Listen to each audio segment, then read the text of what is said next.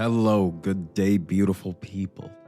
If you've been following along with this podcast or any developments within the XRP ecosystem, you would know that Evernode, a layer 2 platform launching on the Zahao network, in order to bring smart contracts and decentralized applications as blockchains to the XRP ecosystem, will be launching officially on mainnet tomorrow. Evernode was originally slated to launch in the middle of December of 2023, on the same day as the launch of the Zahao network. But due to migration risks and potential bugs, as well as a lack of user experience with the Zahao network, Evernode decided to delay their launch until January 15th of 2024. While the time has come and the launch of the Evernode Layer 2 is finally here, and they are launching in less than 24 hours. They're going to be launching at approximately 2 a.m. EST, Eastern Standard Time, on January 15th, 2024. What this means for you is several things depending on your position in the XRP ecosystem. If you've ever held XRP on the XRP ledger at any point in the Salmon app or similar self-custodial wallets, you could actually be eligible for an airdrop of the native token of the Evernode Layer 2, which is called EVERS, ticker EVERS. The crux to this is that you would have had to make a claim confirming you're an active participant in the XRP ecosystem. Literally by just going to their website and typing in your XRPL wallet address by a deadline of December 11th of 2023. So if you're just hearing this now, I'm sorry you missed out. But another way to score this potentially sweet airdrop would have been to run an Evernode host or node and participate in the beta testnet. I actually participated myself, but then I forgot to submit my testnet wallet to an account until it was too late. So I'll be looking to scoop up some EVERS token on the Zahao native decentralized exchange once the airdrop goes live tomorrow morning and the Evernode network is officially live as well. There was plenty of time for individuals to run an Evernode host on testnet, as their testnet was actually active for several years. Like I said, this project is long overdue, but definitely worth the wait and worth the hype. Evernode hosts will receive an airdrop of considerable size to ensure that they have enough to pay for the hosting registration fee on the main net, as well as any airdrop they would have received in addition for claiming their XRP balance on the Evernode airdrop claims website. And the amount of EVERS you get will be proportional to the amount of XRP that you had in your wallet at the time of the snapshot. But them giving the host an additional airdrop as well is quite understandable, considering the amount of time and money that the hosts and node operators have poured into the Evernode network. As running an Evernode host can become quite an expensive endeavor. But don't let me fudge you out of it, because anybody can be an Evernode host, I swear. There's only 4 things that are required of you, all right? So the first is a Zahao network wallet, which you'll already need if you are going to be transacting on Zahao anyways. You could just download Salmon. It can be a self-custody wallet like Salmon or any other Zahao-compatible wallets that spring up in the future. In this wallet, you will also need enough EVERS token to pay to register your host. Registration will cost 500 EVERS at launch, as well as some ZA tokens in order to pay the network gas fees for transacting on the Zahao network. The second thing that you need is a real or virtual Linux machine. You need a server that's running Ubuntu 20.04 and has some minimum specs of 2 gigs of RAM, 2 gigs of swap, and at least 4 gigabytes minimum of disk space. And you do have an option of getting a higher spec machine in order to allow more instances on your host to be deployed.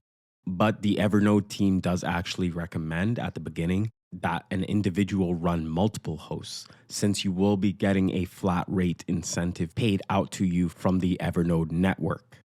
If you do need a virtual private server, if you don't have the hardware for it, you can rent these monthly or yearly through any VPS service for about $10 monthly.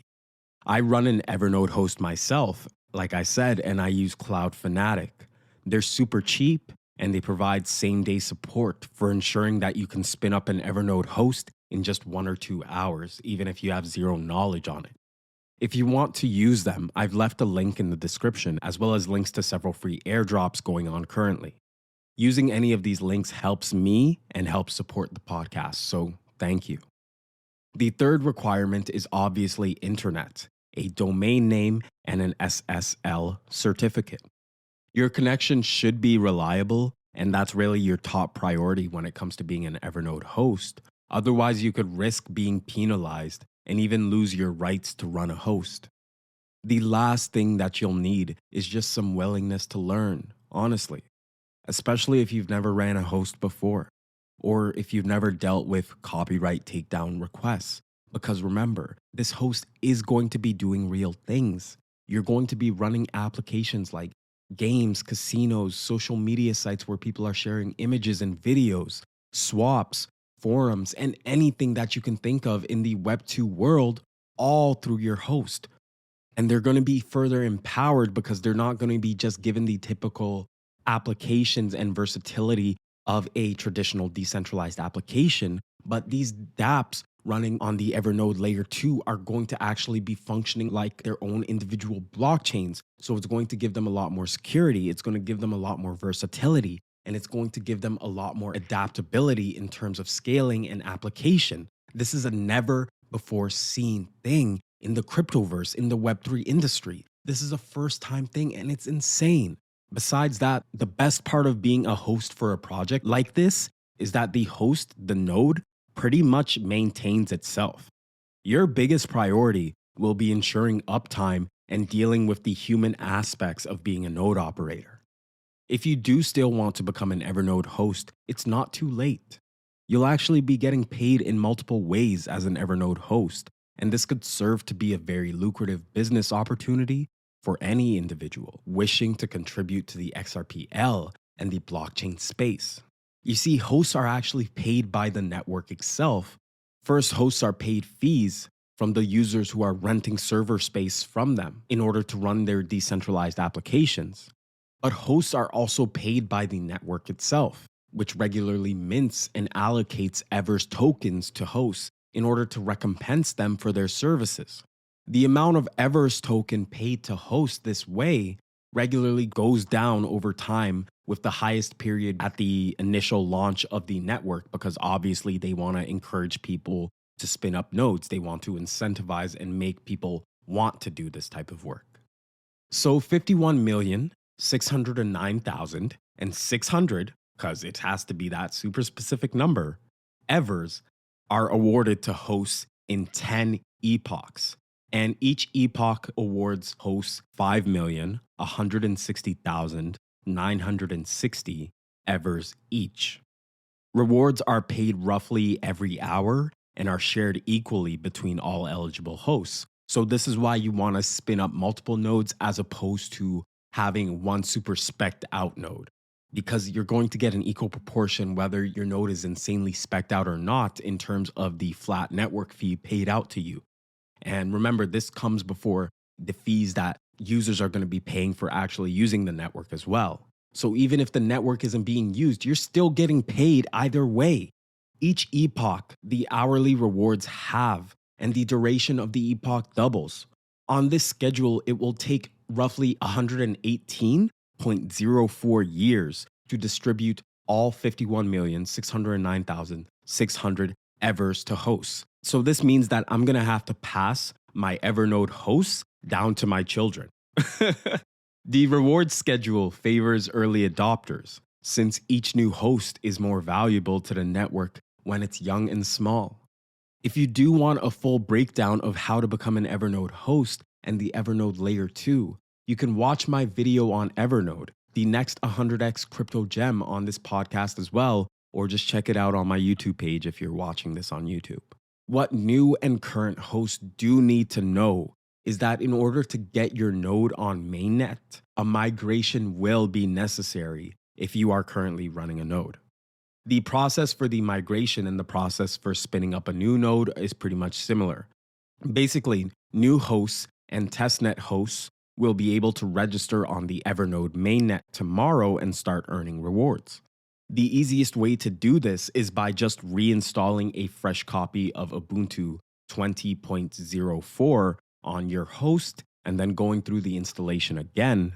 The software to become a host will be available on the evernode.org website. That's their official website. Additionally, this development spells the first wave of traffic coming to the Zahao network and a promising future for the XRPL-based decentralized applications. We should see an uptick in the desire for the ZA token as well. If you are a trader, you may be interested in looking at the volume of the Zahao token being traded both on decentralized and centralized exchanges, but also on the Zahao network native decentralized exchange as well. In addition to the general rise in network activity on the Zahao network, since it's actually going to be doing the entire thing it was created for in the first place.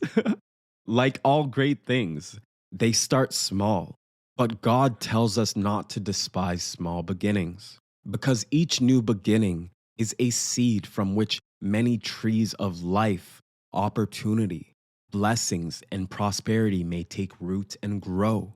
If you do believe in the XRPL, if you do believe in the work of the Zahao Launch Alliance, if you do believe in the work of Scott Chamberlain and the Evernode team, I encourage you to keep your eyes open and to contribute your time, your voice, your energy, whatever is in your power and ability to do to Evernode and to Zahao. These are projects bringing revolutionary changes to the crypto industry. And if what they're trying to accomplish bears fruit, then the future is limitless.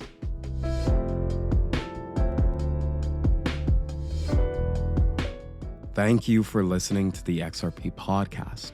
I am your host, Andrew, the XRP Maxi.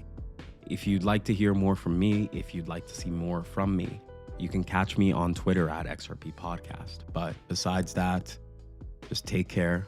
God bless you. Be well, be safe, be good.